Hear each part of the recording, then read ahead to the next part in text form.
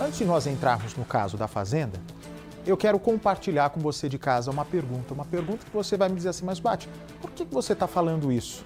E eu hei de explicar para vocês. O que é ser mãe? O que é ser mãe de verdade? Estou entrando no caso já aqui da reviravolta, no caso do bombeiro. O que é ser mãe de verdade? Ser mãe não é só colocar uma criança no mundo. Ser mãe, na verdade, é você ensinar o caminho correto. Mãe que é mãe sempre está disposta a ensinar o caminho correto. Meu filho, você deve ir por ali, você não deve ir por aqui. Meu filho, cuidado com as pessoas com as quais você se relaciona. Meu filho, quantas vezes a gente não ouve da mãe? Meu filho não toma nada em copo de gente desconhecida. Sempre a mãe, né, por mais que sinta que deve entregar o seu filho para o mundo, afinal de contas, a gente coloca filho no mundo para o mundo. Você prepara o seu filho para viver e enfrentar os desafios do dia a dia desse mundo que está cada vez mais maluco. Percival, para você, o que é ser mãe? Qual é a função da palavra mãe? Me diga, por favor. Eu vou te responder, Bart, me espelhando no que significou durante toda a minha vida a minha mãe. A minha mãe cuidou de mim, me orientou, me ensinou, me educou. Ela conversava, dialogava, mostrava caminho, rumos, direções, me corrigia, me admoestava, elogiava quando era preciso, era firme, era severa muitas vezes. Mas esse vínculo mãe-filho é um vínculo fortíssimo, é um vínculo umbilical. Quer dizer, a mulher carrega dentro de si, ela faz a gestação, aquele que é o sonho da maternidade que ela realiza. Então, o filho, para ela, é tudo. Ela é capaz de tudo, de todo e qualquer sacrifício para benefício do filho. Isso eu digo como um testemunho próprio. Minha mãe fez tudo por mim, Bate. Pois é.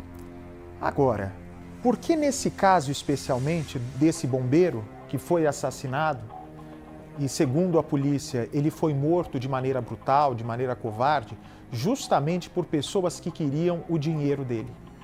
O salário de um bombeiro já é muito aquém do que deveria ser pago em qualquer estado dessa nação.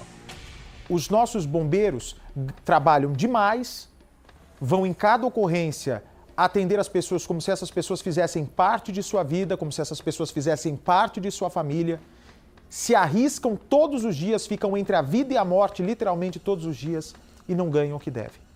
Nesse caso, esse tenente do Corpo de Bombeiros, ele trabalhou uma vida inteira para comprar sua casa, para guardar o seu dinheirinho, sempre pensando em sua aposentadoria. A gente trabalha para ter o que comer, para ter o nosso luxo do dia a dia, o nosso conforto do dia a dia e depois, na sequência, para lá na frente, que todos nós possamos ter uma aposentadoria confortável.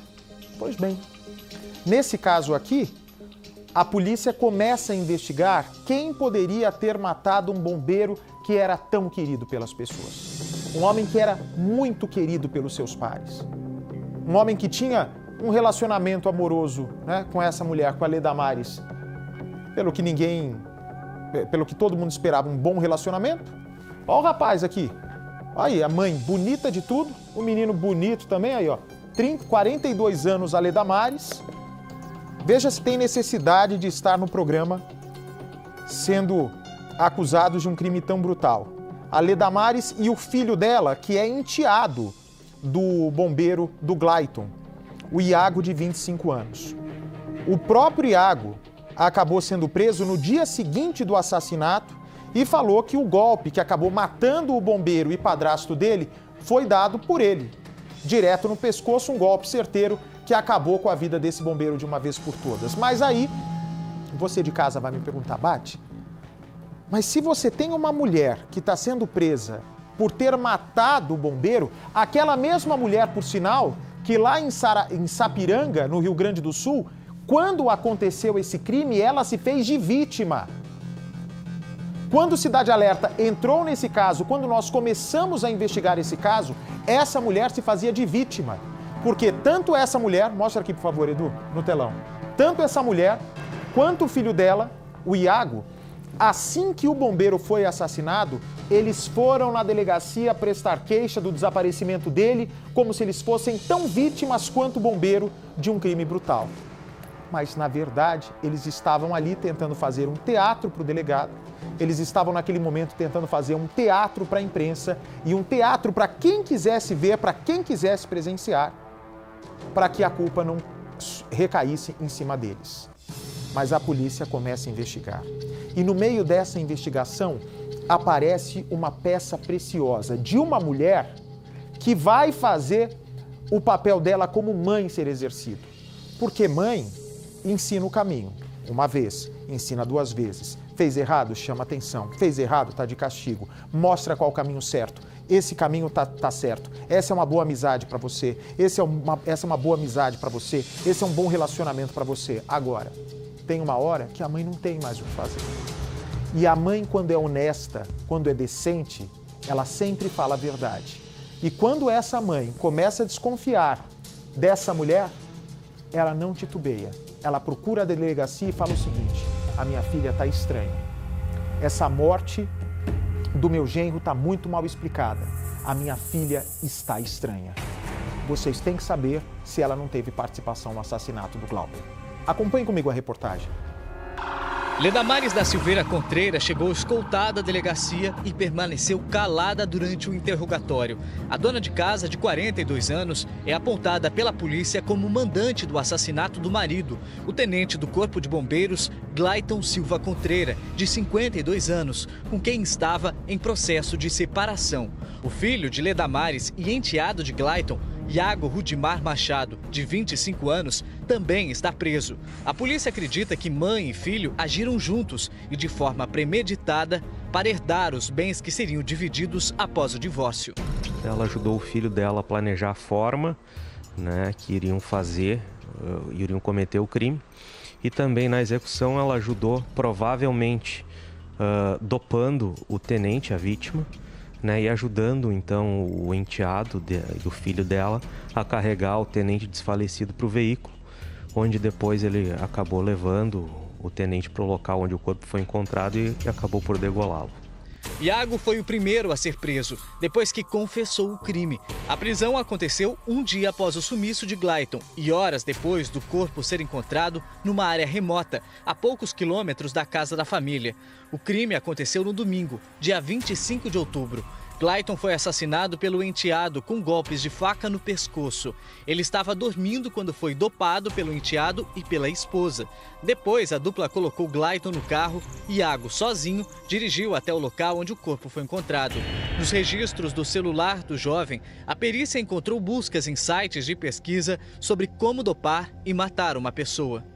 Nós não sabemos ainda qual o medicamento que foi usado, por eles para que ele então dormisse, mas então ele foi dopado, foi dormir no quarto do filho. Eles então carregaram o corpo até o veículo. O Iago, que já está preso desde o dia seguinte do fato, levou o tenente desfalecido até o local onde o corpo foi encontrado. Lá ele retirou o tenente do veículo e acabou por então degolar ele. Depois de cometerem o crime, Ledamares e Iago fingiram não saberem de nada. Eles vieram juntos até aqui a delegacia de polícia e fizeram um registro, uma ocorrência de desaparecimento. Iago ainda saiu daqui e foi pedir ajuda na internet. Conseguiu criar uma rede de mobilização entre amigos, parentes e vizinhos, que não sabiam de nada. No velório, Ledamares, antes da polícia descobrir do plano de mãe e filho, ainda chorou a morte do marido e pediu por justiça. O que a colocou no radar dos investigadores foi um depoimento que ninguém esperava, da mãe de Ledamares, sogra da vítima, que desconfiou das atitudes da filha e resolveu denunciar. Relatam, por exemplo, que ela, a uma certa altura da tarde, botou o filho menor para a rua, trancou o portão para que ele brincasse com as outras crianças da rua.